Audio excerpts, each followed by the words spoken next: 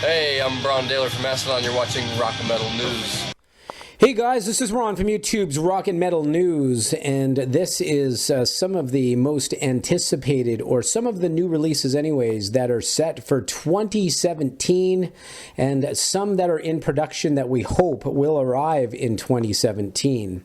So some of the new albums that we know that are going to be coming out for sure are Blayze Bayle, the ex-Iron Maiden vocalist and Wolfsbane vocalist. He's got an album coming out called Endure and Survive. Darkest Hour have a new album coming out called Godless, Prophets, and the Migrant Flora. There's a new Deep Purple, Infinite. Demon Hunter have something coming out called Outlive.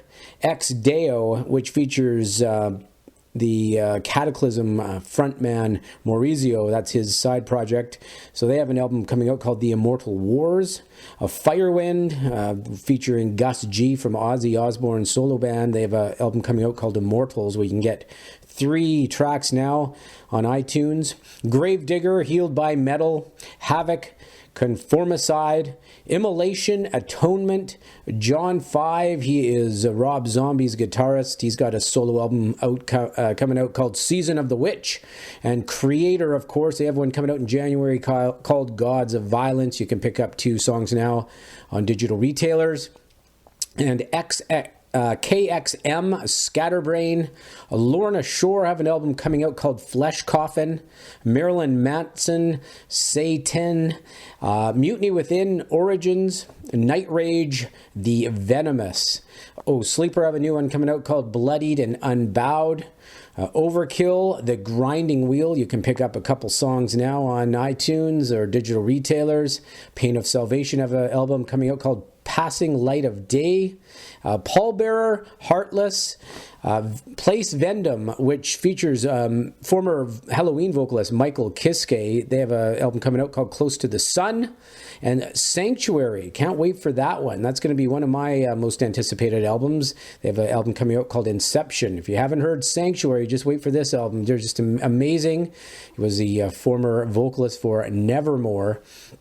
Sepultura, Machine Messiah, which is looking like it's going to be a good one. A band called SOAD. If you haven't heard of them, they sound... there's Martin Lopez, former Opeth drummers in this band, and they kind of sound like a mix between Opeth and Tool, if that's your kind of genre music. They have one song out now, and the album's called Lycaea. And Stephen Pearcy, the former singer of Rat, or I guess back in Rat now, he's got a solo album coming out called Smash.